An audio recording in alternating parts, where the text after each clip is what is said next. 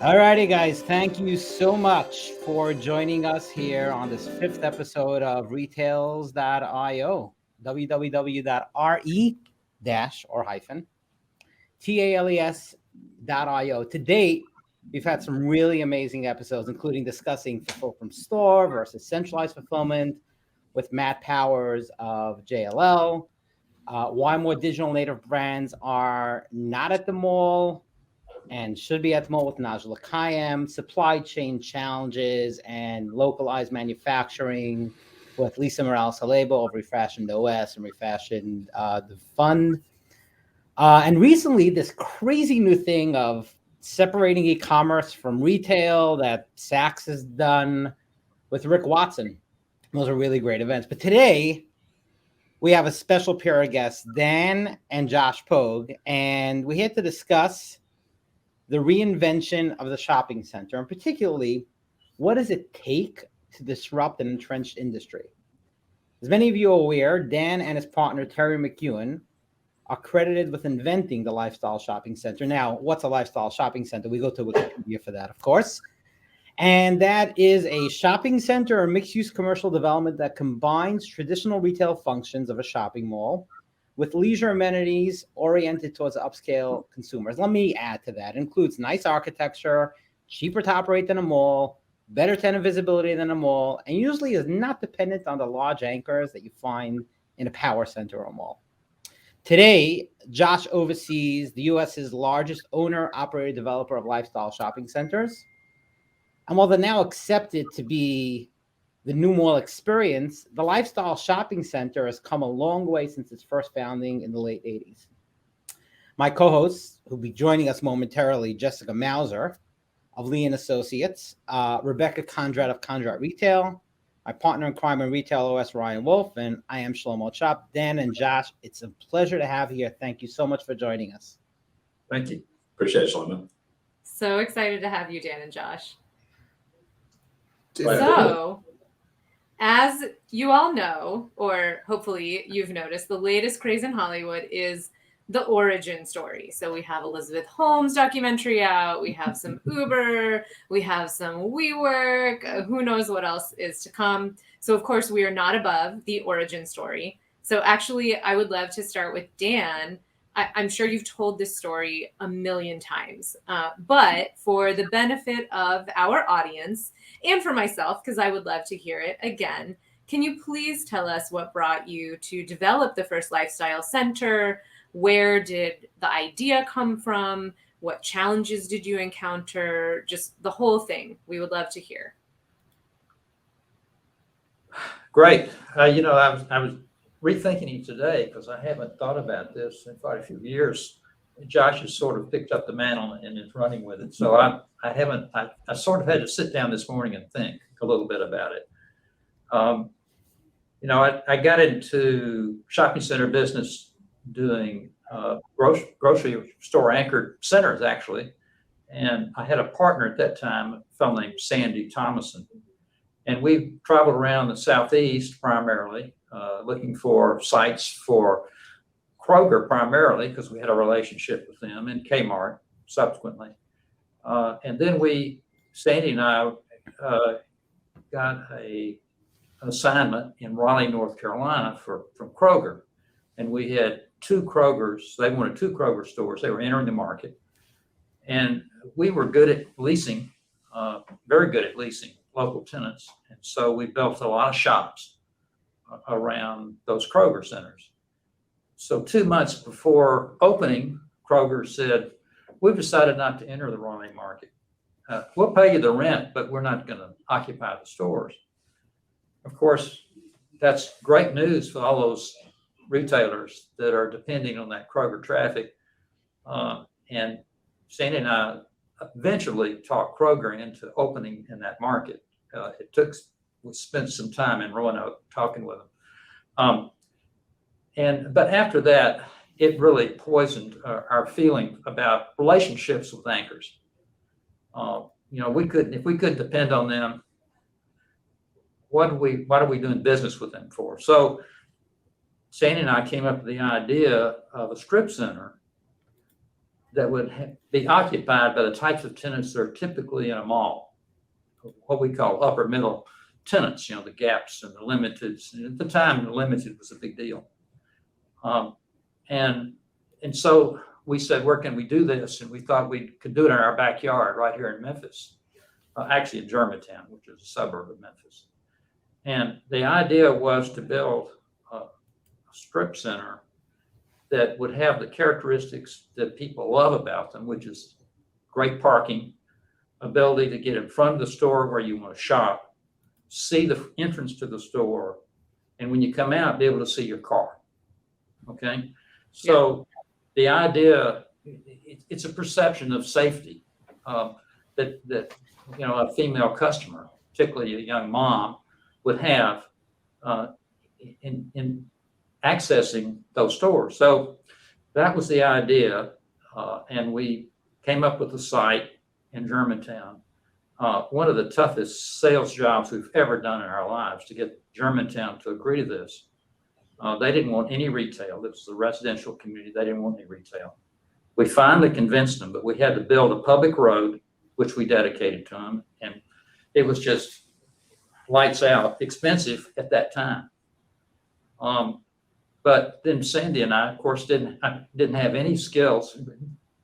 We didn't have any contacts with those kind of retailers. And so we had to go out and find somebody that could lease this. And we found Terry McEwen.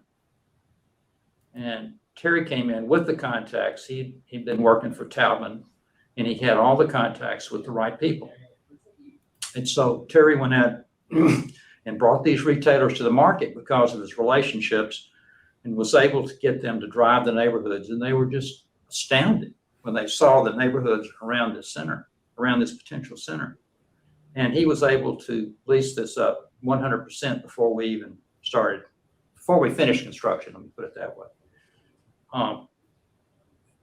Financing was a big issue. Terry had worked for a company in Kansas City at one time, and they owned some banks. He called them up and said, would you finance this thing? And they said, well, is Pogue okay? And he said, yeah. I said, okay, we'll finance it. And they never saw the center. They never saw the site. We just said how much money we needed, and they sent us a check. And it was the most astounding relationship I've ever had in my life. But it worked out great for both of us. They got paid, they made some interest, and we had a really easy deal. But the center opened extremely successfully right from the get-go. Polo and all these stores were able to put in. We're doing great business, and the characteristics of that center is things that are important to the lifestyle center, which the same things that a strip center has, which is visibility, ability to see the stores from your car, to find access parking close to the storefront that you want to go into, wide sidewalks, upscale architecture, and restaurants to create foot traffic in there. I mean, our target customer was a female, upscale female with children. We wanted the sidewalks wide so they could run those baby buggies and carriages back and forth and past each other. Lots of great landscaping, and to create that kind of atmosphere where shopping is entertainment. And we felt like that was a key characteristic of the center and of this concept. And we had no idea. I had no idea that anybody in the country had ever done this or had not done it. I certainly didn't investigate anything. This was just an idea that arose, Sandy and I had, and we did it. And then, fortunately, we found Terry McEwen, who was able to lease it, because we didn't realize how hard it was going to be. But Terry did, and he was very successful at it. And so we took off from there. And we did another small center up in Omaha, which was kind of an interesting story in itself. But and then eventually, several years later, we got to Town Center Plaza in Leawood, Kansas, basically Metro Kansas City. And that is the point where I think the industry took note. because of the scale of that center. And it was big. I mean, it was a big center, and it was. But we built on the relationships we had in the other projects in Omaha, in Saddle Creek, and so the retailers basically trusted us in a way that was made the concept work, because they were coming in to look and see this thing and join with us in this enterprise to make this a very interesting and successful venture. So it kind of took off from there. I don't know how much more detail you want, but that's kind of the nexus of what happened. Well, I'll add one point to bring me into the story tangentially, is that at the time you were developing Saddle Creek, my brothers and I were teenagers. So we were going to the mall. And I remember you and Mom saying you hated going to the mall. You wanted to create something that would appeal to a different customer than the teenagers going to the gold mine and merry-go-round and stuff like that. Yeah, and the ice skating rink and all the other things they put in these regional malls, and right. Interesting. Yeah, that was certainly a factor. And eventually, the scale of this lifestyle concept really led to the demise, I think, of the mall as the most viable concept for these upscale retailers. Yeah. So, and Rebecca, I do have to note that I did notice that you analogized my dad to Elizabeth Holmes. No. We analogized the fact that we're asking for your origin story to the Hollywood trend. We are not analogizing anyone here to Elizabeth Holmes or anyone else in that cohort. No, just we're basically calling out ourselves for jumping on the Hollywood bandwagon. So no worries there. But I guess, Rebecca, I want to give you a 9 on the recovery there. That was fantastic. just landed that thing. Thanks so much. But I guess Dan. Fortunately, Josh jumped into it with us fairly early, and much more of a businessman than I am. I'm really an entrepreneur. He's the business guy. I was actually going to ask, once Dan kind of got involved and really based on what you're seeing now, like what is the kind of next, I don't know, what is the next thing for the Lifestyle Center? And you mentioned malls. Would love to talk about that. As you know, I've been to several malls in the last couple of weeks and it's been a really interesting experience. So, but yeah, like what's next, Dan? Like where do you, Josh, where do you take it from here? Yeah, so a couple things. One is that I laughed, 2 years ago when the pandemic hit, and by really May, June of 2020, we saw extraordinary traffic at our lifestyle centers. And I joked that you didn't have to touch a handle to get into our public space. And some of it was actual shopping. Some people were just desperate to get out again and to come to our public spaces and fountains and park settings. And we started doing smaller scale drive-in movies and concerts and stuff like that where people could separate. And so I laughed and I asked my dad, I was like, did you intentionally design a lifestyle center for the pandemic that was going to hit in 2020 to be the open air alternative to allow people to get out and shop? And of course, he said, yes, it's exactly what I predicted in 1987. Oh my God. So much foresight. Right. Like magic. Oh my gosh. Can I get your stock tips? Like, please. I'm actually curious, like, where do you see it moving forward, right? And forget about, like, obviously we've had multiple conversations, but generally on the experience side, right? I mean, there's so many mall tenants that are looking for the experience, and I am sure there's been a lot in the news about the transition to the lifestyle center. I mean, have we arrived at the point where you no longer have to explain to someone what a lifestyle center is? And if so, sort of, how does that take the next step? Moving forward, both from a configuration, operations side and, funding side.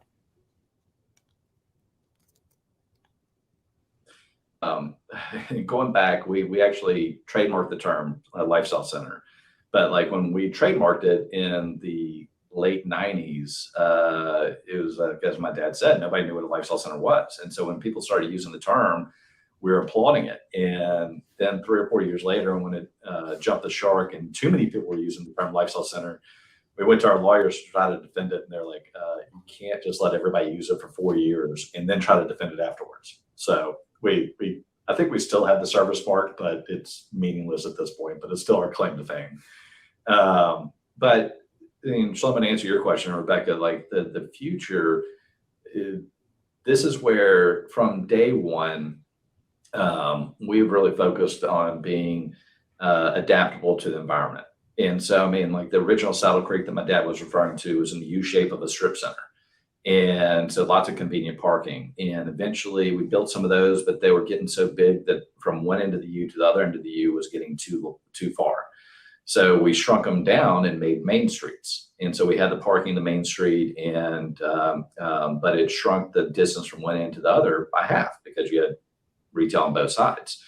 And then we started adding other uses to Lifestyle 3.0, really the vertical mixed use, and to add residential and office. And some of those we've acquired over time. And so we have always been adaptable. And second is just who we cater to. Like we have lifestyle centers that are to kind of a middle income customer, and those will have retailers that are suited to that demographic. We have some lifestyle centers that are more upscale because they're in really high income neighborhoods.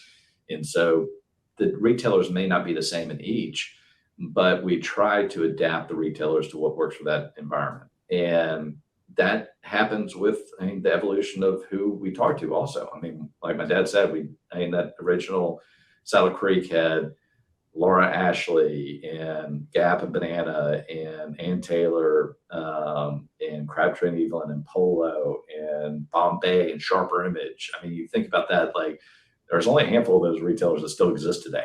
And so they evolve over time. And I'll say the 2000s, when we were really prolific in developing, there was really a focus on women's fashion.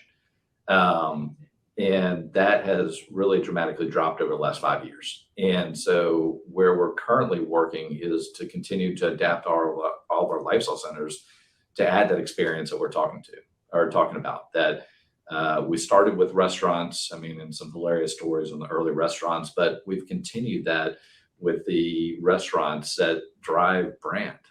Because in this day and age, people focus so much on eating out and where they eat, and it draws a unique customer. And really, you get a handful of those restaurants that play off each other, and it can brand your whole center.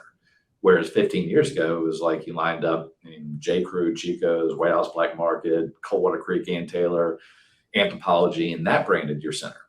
Today, it's as much about the restaurants as it is anything else. And so a lot of that effect is from the e-commerce side and people wanting unique experiences of what they can buy online. And so I know, Shlomo, that's what you and I have been talking about for the last year and a half, is how to bring the e-commerce and how to bridge that gap from e-commerce into the bricks and sticks. And so that's, we can get into that, but that's where I see the future is continuing to evolve the lifestyle center concept to the hottest brands of today. And that statement is true today. It was true 20 years ago, and it's just continuing to evolve the retailer and tenancy. And then on top of that, it's adding the alternative uses, and whether that's, right now it's multifamily, but continuing to densify our sites because traditionally or historically we are in some great neighborhoods that would love to have multifamily, and the multifamily would work well, and the multifamily plays off of our restaurants and experience and everything that we offer. So there's a continued evolution of the lifestyle center, and thankfully the format that my dad helped create was an adaptable format. That's great. So what I was hoping to do today is sort of talk about like learning from the past, how we could go to the future, right? Because the shopping center industry is obviously entrenched. There's everything from the financing down to,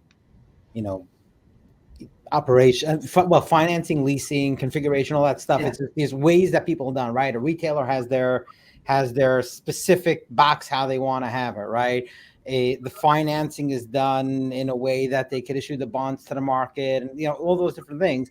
And it's really, it's interesting. And one thing that, Dan, that you said that jumped out at me is the way you innovated. First off, you brought in a partner that had the connections with all the retailers, right? And he was able to make 3 calls.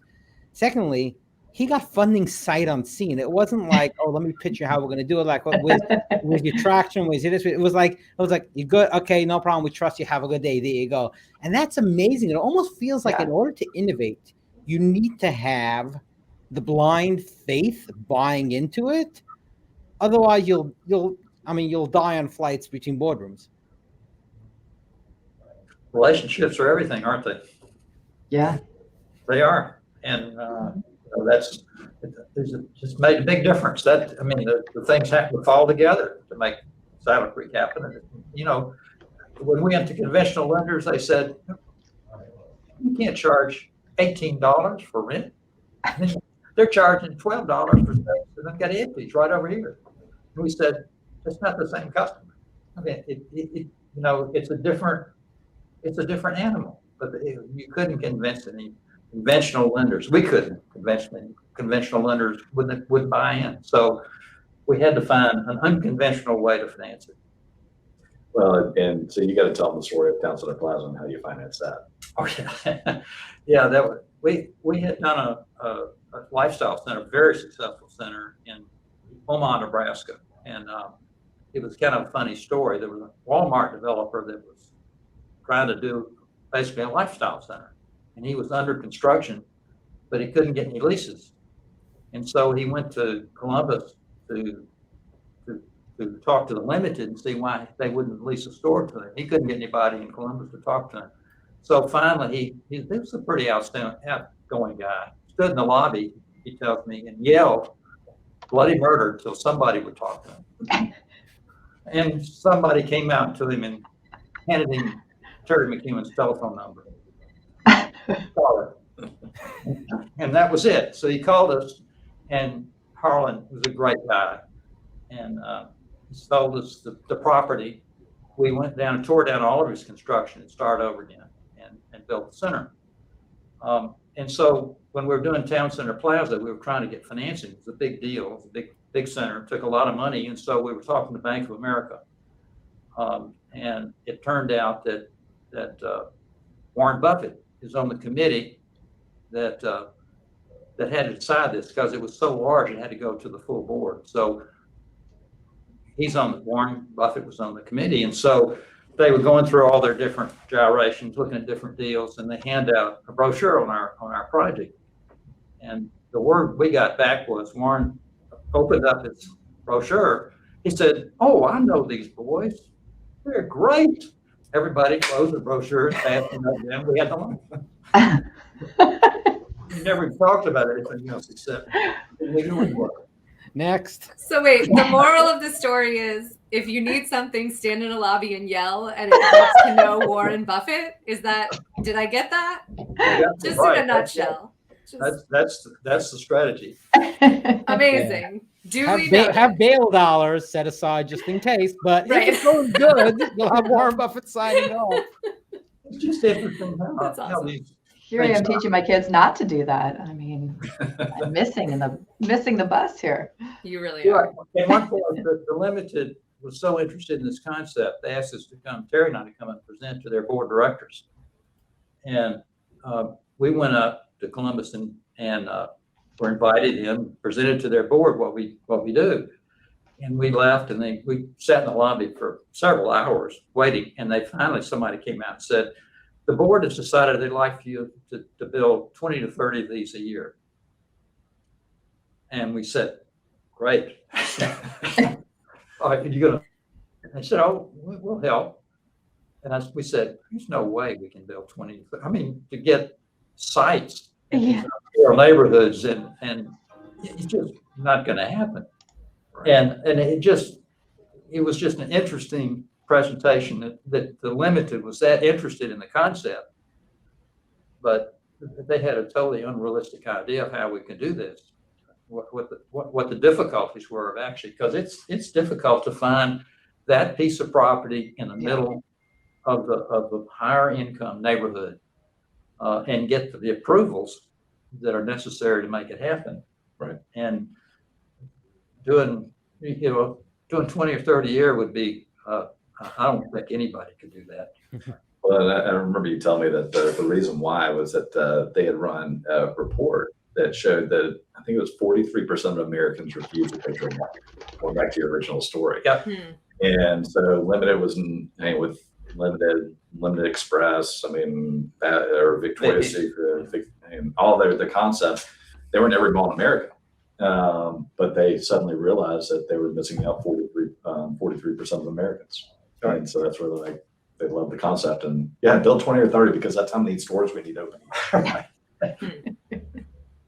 Yeah. So Ryan, you can appreciate that. I certainly can. Yes, sometimes Herculean efforts are required. Hey, I had a question about Main Street, because that really seems to be something that, well, I don't know. This is a question I have. Like, did Main Street become something that sort of evolved over time, or was the idea of a Main Street actually the thing that you saw right out of the gate that was like, this makes so much sense? And what do you think it means in the future for lifestyle centers? Well, I think Josh addressed it. Hey, you're talking about Main Street. You're talking about the two-sided, like straight down the middle with the stores on each side. Okay. Mm-hmm. Well, I think Josh addressed that, and when we built the center in Littleton, Colorado, we were doing the moon shape, the lifestyle the strip center concept. And it was almost a half mile from one end to the other. It was too much to walk. And so we realized that the concept really had to go to a Main Street so that you could shrink that walk and keep the customers walking. Yeah, it's just that there are all kinds of studies about how far people will walk uninterrupted. And I remember sitting there at grand opening of Aspen Grove 2001, and we had Pier 1 on one end and Talbot's on the other end. And we were sitting in front of Pier 1 and we were looking down the way and we are like, oh, this looked good on paper, but that's a long walk. And so we started designing our projects from that point forward with the Main Street. But even then, we try to snake the Main Street somewhat, or put fountains or public spots in the middle to break it up, because even with the Main Street, you don't want somebody looking down a half mile of Main Street and being like, oh, that's a long way. You need to do stuff in the middle to break up the walk, and so that they were comfortable going down the street. Yeah. And it's evolved from there. We've seen some different configurations, but that's how that concept evolved, Brian. Mm-hmm.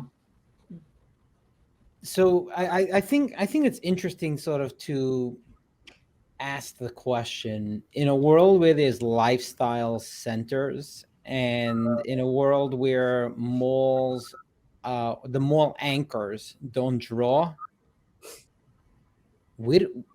why is it sort of like a grant, like you're sitting in the position you need to sit to absorb the incoming, if you will, the incoming tenancy? It almost feels as if like, why would anyone want to be in a mall with anchors that don't draw? Number one. Number two, any malls that are surviving are essentially converting themselves into a lifestyle type environment, except they also have huge boxes they got to figure out what to do with. It almost feels like you're sitting like after all this time in the right position to absorb whatever tenants want to grow and continue down the path. Obviously, other than select markets where it's just like, I guess, I don't know, King of Prussia type or Scottsdale, some of those malls that are really, really successful. It almost feels like you're in the right position.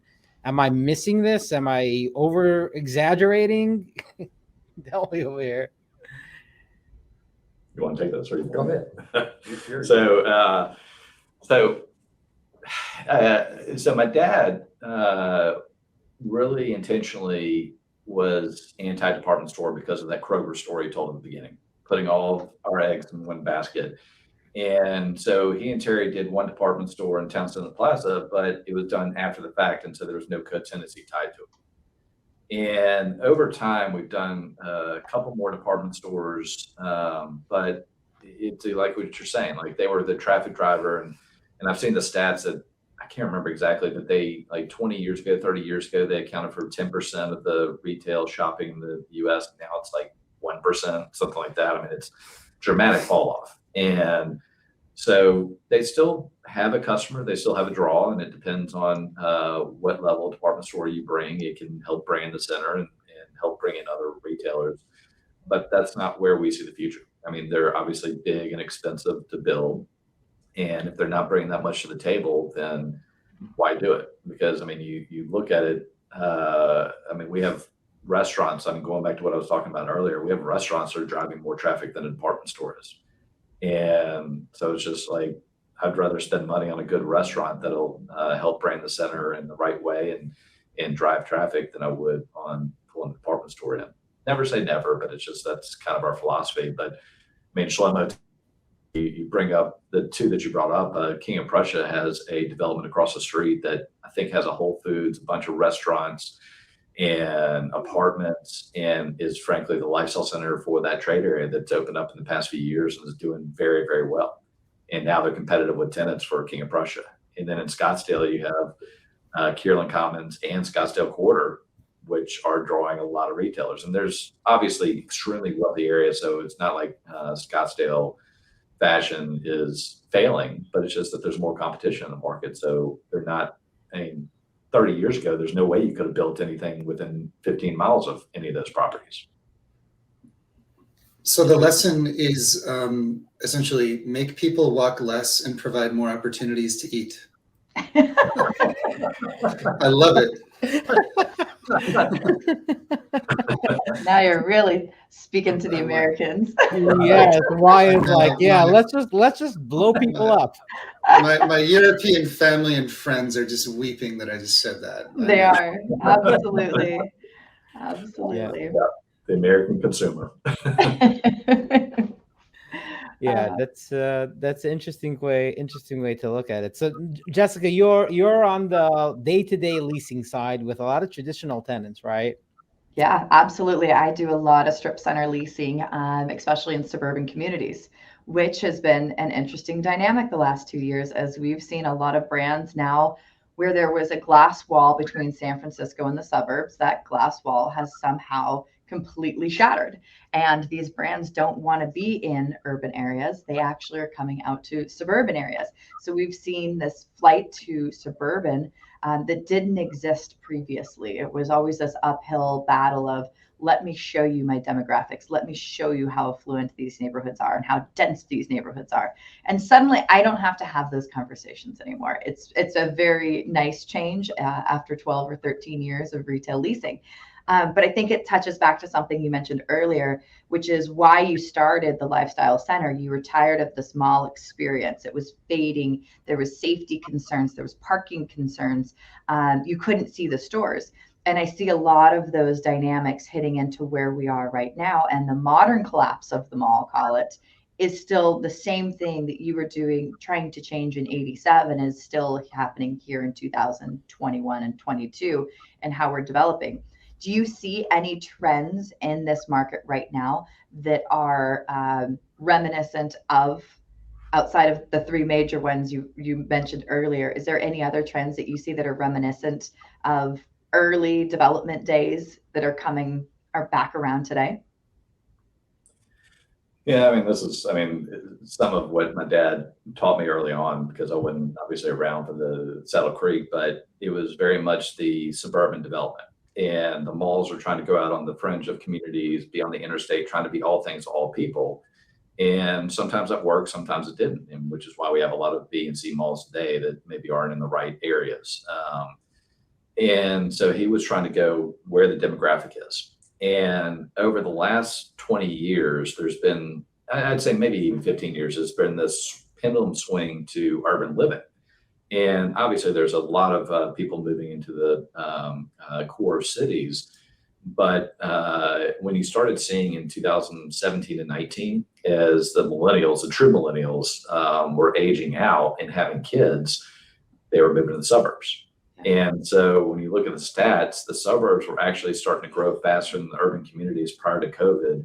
And COVID just put that on steroids and accelerated it. Yeah. And so that's where we're seeing that, is that just like you're saying, we're seeing a lot of interest in our suburban centers because retailers are not looking in the urban cores as much anymore. And that'll swing back. I mean, we've gone to one extreme over the last 2 years with COVID, and it'll balance it out, but it's like this pendulum that goes back and forth. And I think it'll settle somewhere in the middle where there will be some urban. San Francisco's, a harsh example, but there are other urban environments where traffic is coming back and people are feeling more comfortable with living downtown again. But yeah, that suburban focus started in, like, say, 2017 to 18. I remember I read an article that said that suburban growth had exceeded urban growth, and that was like in 17, I think. And it was just like 51-49 at that point. But obviously over the last 2 years, it's gone a lot more towards the suburban growth. And we're seeing that because we're getting a lot of those same retailers that you're talking about, maybe looked at High Street or maybe looked at Fortress Malls, and they're approaching us because of those outdoor settings and those suburban markets that have grown and proven to withstand, I'll call it a blip, but an epidemic or a pandemic like COVID. Yeah.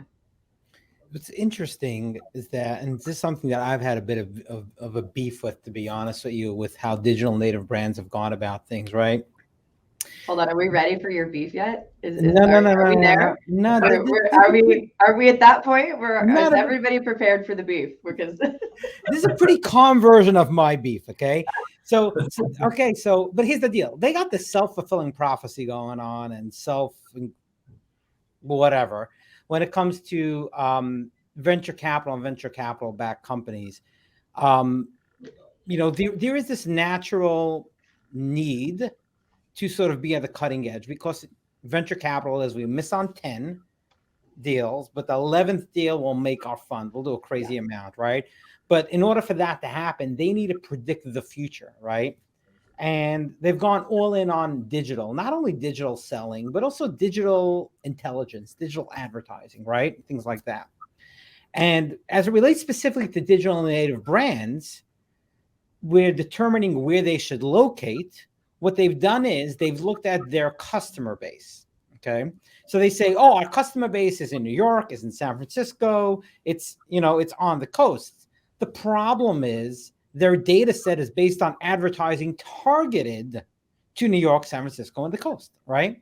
And what they're missing out on, which is just amazing and was always shocking to me, but it's hard to tell a founder who doesn't know anything about anything except his product, that he's missing out on the mother and the children that live in the suburbs, right? She's the one that decides, and again, for Amazon, what silver foil to buy, but for a digital native brand, what sheets for the beds to buy and what clothing to buy, right? So they got this self-fulfilling prophecy, and it almost feels like, it takes shocks to the system for people to wake up and figure it out. And it almost feels like, are you guys not like paying attention? Do you not have the right representation? And I'm sure, Dan, you had when you started out going to committees within retailers, and they're like, oh, no. We need to have this. We need to have this size truck with this size turn radius. And it's got to have, the cashier set up this way, shopping carts, etc. And lifestyle centers are not necessarily a shopping cart line down in front type endeavor. So it's really interesting to see this happen again and again. I guess more when you are out there from a knowledge and experience, and now more from the intent or the need or the desire, this addiction for newness and next stage and next, being the new cool stuff. Yeah. And I'll tell you a quick story. So this is 2020. A guy that we've worked with in the retail, he's always been representing brokers. He moved to a new digitally native brand. And so they had opened stores and had been successful. And they had been in High Street. They'd been in some of the top tier malls. And he convinced the owners to open in some lifestyle centers. So he called us up and we opened 3 of them. And they're literally doing triple the business that they had projected. And so it's opened up a whole new world and opened up their eyes to say, hey, we could go after the suburban families and to sell our goods, and we can actually do much better. And the cost of locating these centers is lower.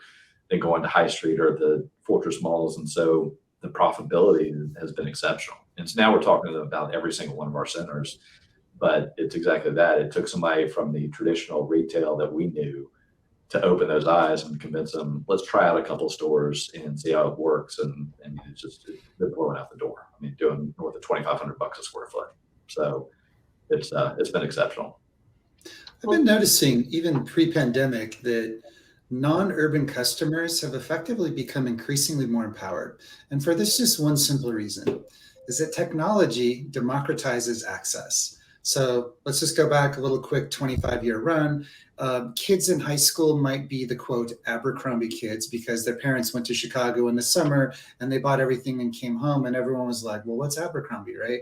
But when you think about programmatic advertising and the ability to actually reach anyone who might be part of your targeted consumer base around the country, and then pick up your phone and stare at your phone 8 hours a day. I mean, what a powerful shift in the consumer space. And quite honestly, I think it really kind of underpins and ties to a lot of what we talk about, the importance of suburbia versus urban types of areas, even before the pandemic. It's really interesting. And I think, you know, going back to the digital native side of things, and I think this is really interesting, right? So let's think in terms of a website. And you know, Ryan opened my eyes when it came to this, right? So when you go online to Google, right, and your ad shows up in Google, that's an impression. When you click through, that is a click through, right, Ryan? And then when you buy, it's a conversion, right? So those are the 3 steps in the process, right? You're a marketer, Shlomo. You got I was going to it. say, look what you guys have done this, Shlomo. I'm opening a digital marketing firm. That's what I'm doing here. Shlomo, I was wondering, you said the beef. I was like, where's the beef? And then maybe here it is. The beef's for dinner, my friend. But so you have the impressions, the click through, and the conversions. And that's how every digital native brand looks at things, right? When you run that in a shopping center, it's astounding how much better it is compared to online. Just the costs involved. But let's talk about, let's say, okay, we all agree in shopping. We all agree shopping centers is an integral part of the process. You could even argue 80% of shopping happens online. The most impactful 20% happens in a shopping center and is associated with that store, even if you believe the 80-20, okay? But let's think now lifestyle shopping center versus a power center, right? So let's think Google, right? Are you going to be down at the bottom at the end of a large parking field? Or are you going to be right at the top where someone sees it right by pull up, like in a lifestyle shopping center? Are you going to be able to easily navigate the page to get through the property, to get to the store, to see that impression of the store?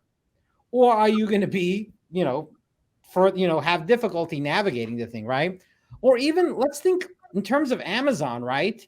So are you going to search for something and get something else you don't want because they run their business with advertising, right? Flipping it around the other way.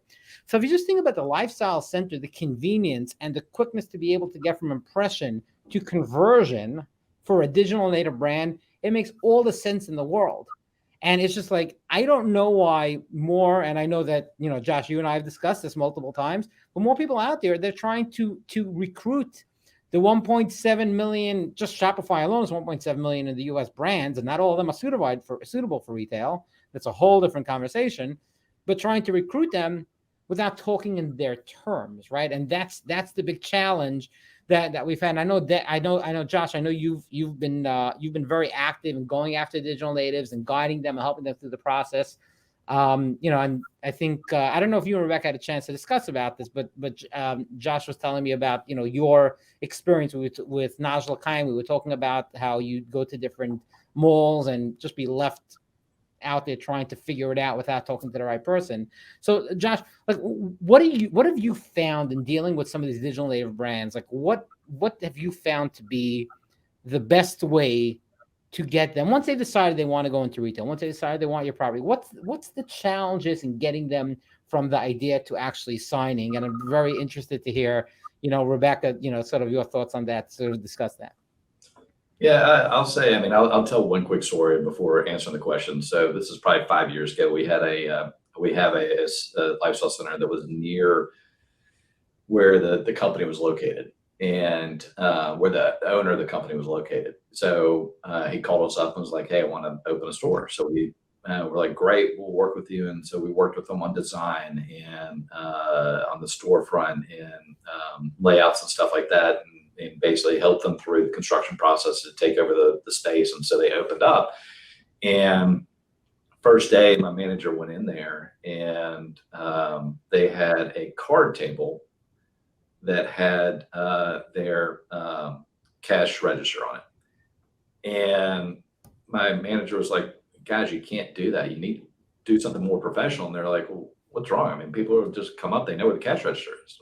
And so we had to work with them on buying like a cash wrap that was nice and they can stand behind it.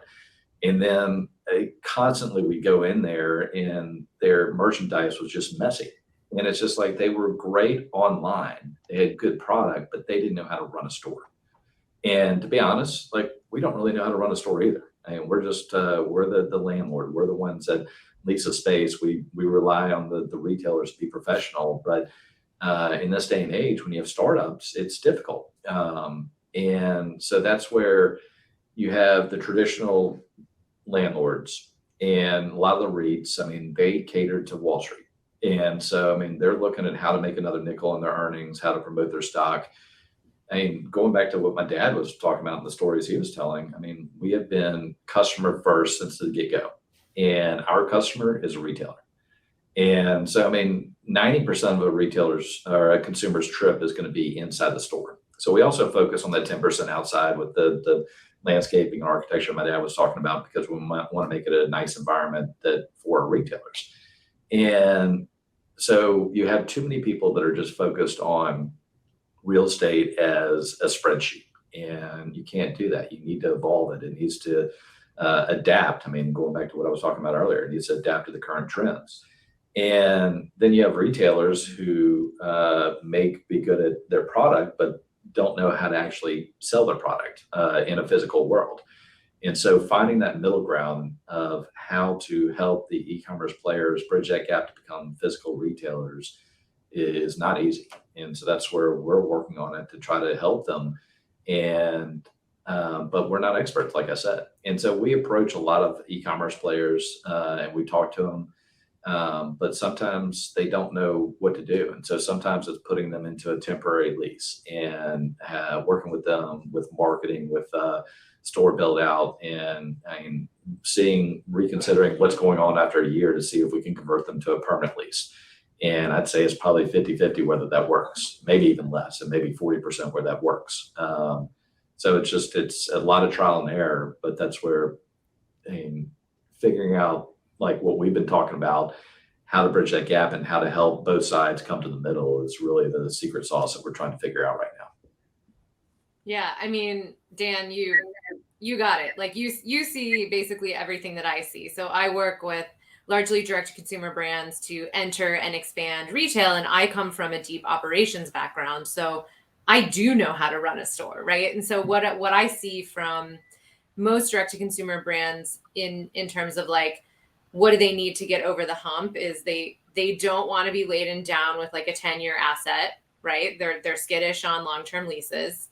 They some of them know what they don't know, and they're concerned about bandwidth, right? So they know that they don't have the internal team to like really dedicate to the store. So in the merchandising example that you just gave, it could be that they don't know how to merch a store, or it could just be that they literally don't have anyone to go there and say, this looks wrong. Please put it this way, and make a planogram. They don't even know what a planogram is, right? Like make a planogram, send it to the store, teach them how to merchandise, like make standards, all of those things, set up a POS system and operations and fixturing and all of that. So I think you're absolutely right. Like really conscious about, kind of capital allocation, bandwidth, like internal to the team. And then the third thing that I see is just, co-tenancy adjacency, right? Like who else is there? What other brands are there? I really care about that, if I'm an emerging brand, and are they going to help boost my signal to my customer base? Do they complement my offering? So like, those are the things that I see. And it's been really interesting, some brands that had previously said, we will never go into malls or lifestyle centers. We only want to be high street. We only want to be street front. Guess what? Are super successful in, you know, high end malls, like A malls and lifestyle centers. Like, who thought? And now they're looking to expand further in that. So, you know, I think there is this kind of, to go back to Shlomo's thing, comment about, like, there is this kind of great awakening. Everybody's seeing the migration from San Francisco and New York to Miami, and now everybody wants to open in Florida. And, you know, so I think there has been kind of this like jarring of the conventional norm, if you will, to these like tertiary markets. So yeah. Well, and you touched on it there. I mean, the Cotenancy, this is where, like, especially these days, we rely so much on demographics and numbers and data, but co-tenancy is an art, and it has been since day one. And that's where, like what I was trying to say earlier with the restaurants, you're bringing in a clientele, and that's a lot of traffic. And so you build off of that traffic, and who are the retailers that can feed off of that traffic, and does a movie theater work here? Because that's going to bring a lot of teens and 20 something. Do we need to cater to an older customer? I mean, it's just, the co-tenancy is extremely, extremely important. And so I'd love to tell this story. I mean, it's a negative from a retailer standpoint, but I remember early in my career, Terry McEwen was negotiating with the retailer, and they were doing $800 a square foot in the store. Their lease came up. So Terry tried to peg their rent as a base rent plus 75% of the percentage rent that they had been paying. And the rents were going to be like $50 a square foot. And this is like year 2000. And they just blew up, flew off the handle, rejected them, said it was ridiculous. And so they were going to go find another strip center down the road to go locate.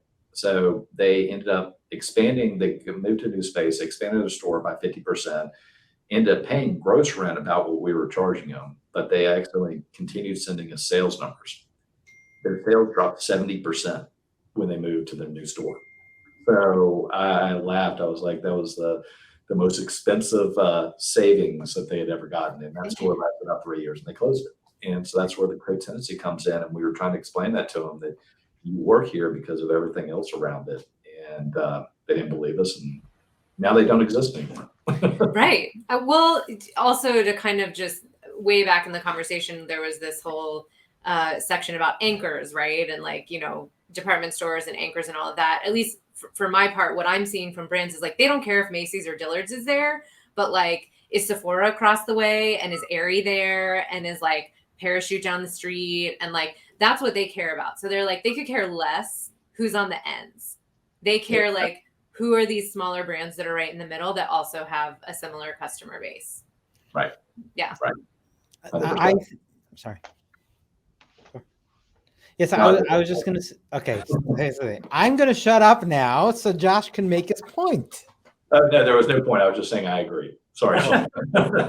Well, I agree as well, if that matters. So somebody's got to put together a book about the hardship of leasing. Not like, you know, if you go on Twitter these days, you think you buy a property, you're good to go, everything happens on its own. I took the money, I cashed it. It's like, deals, show me deals. No worries about what happens anyways. Afterwards, it would be really cool. Okay, then I'm sure you got in the works. I'm sure there's a book deal somewhere, but sort of like all these stories, right? That someone like, again, I've gone to the school of hard knocks. I've read books. That's what I've done. So I'd love at some point, like somebody to put out a book, talk about like difficulties of leasing. Some of this, like Josh, that story about the sales down the road, like takeaways, right? All the ICSC, forgive me guys, all the ICSC classes can't make up for that. So yeah, so Jessica, you're gonna do our predictions now? Yeah, this is one of our favorite times. This is how we wrap up our Retails.io end of conversations, and it's the crystal ball, we call it. And what is your prediction? And in this case, let's talk predictions for the lifestyle center over the next 5 years. What is your prediction on either trends that will emerge, or perhaps how development changes as these lifestyle centers continue to evolve, or perhaps how e-commerce will continue to change the landscape of the lifestyle center? Who wants to take a stab? Who's going first? You got to pick someone. Rebecca.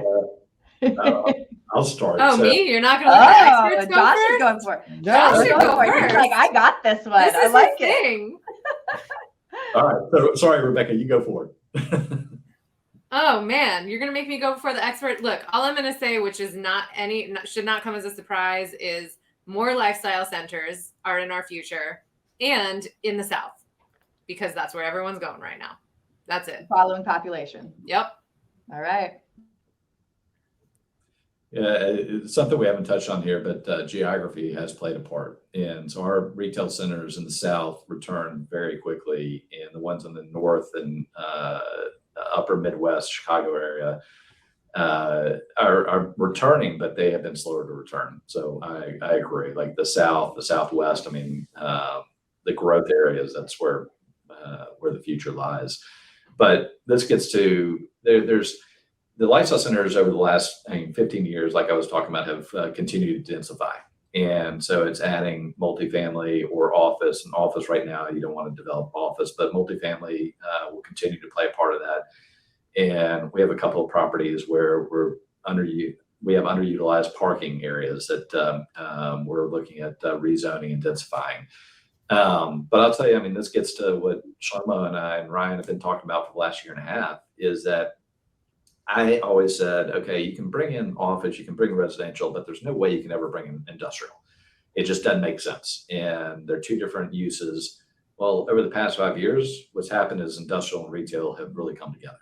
Yeah. And so that's where you look at like the Target model, where they're doing fulfillment out of the store, the micro fulfillment out of the store, and the grocery stores are getting in on that. I mean, that's where I see the future is bringing that fulfillment into the shopping center itself to further enhance and serve our customer, the retailers, because it's not just the physical bricks and sticks. It's also how do they get that those goods to their customer.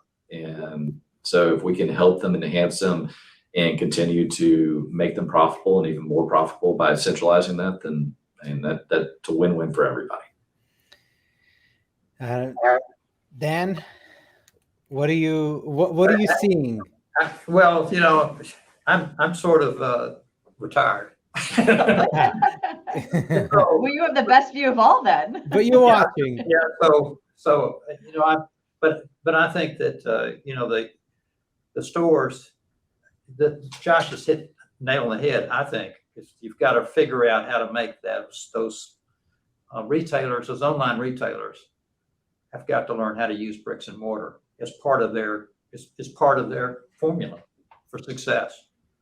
And I think, and I hadn't really thought of the idea until Josh suggested something you guys are talking about, which was tying in retail into the delivery process, fulfillment center process. And I think that's brilliant.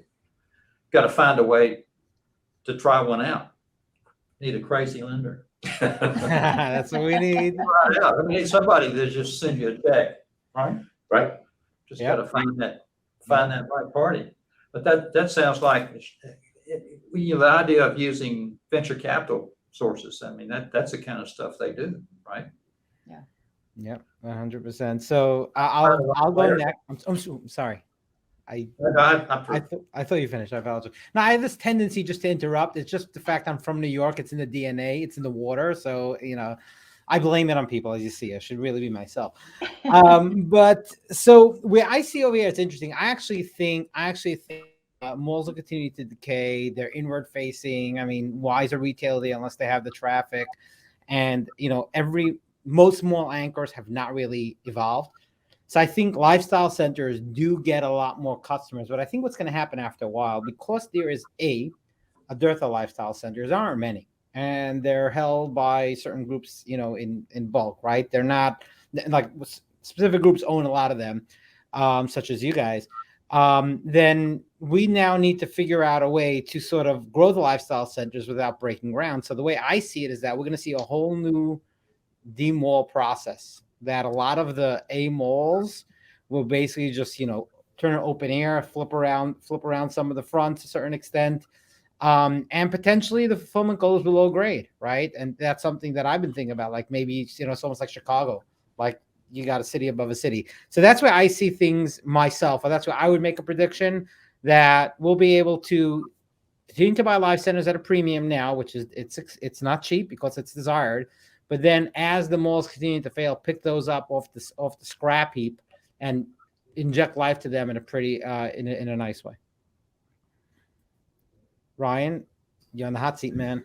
Okay, good. I'm always off the beaten path a little bit, so just hang on there, people. We're going to go for a ride. So scientists in the next 5 years are going to figure out that black holes actually are a time warp that enables us to travel back in time. And with this new profound technology, the former executives of JCPenney from 2005 are going to travel back in time and sit in a board meeting and realize, heck, we just did $1 billion online and we got these big stores. Sure seems like we might want to invest in logistics and do same day delivery and actually like invest a ton of capital into building out our enterprise, because these small annoying companies like Amazon might like become complete behemoths and burn us ultimately to the ground. So that's my prediction. I think that was the best prediction I've heard all year. Oh, I love it.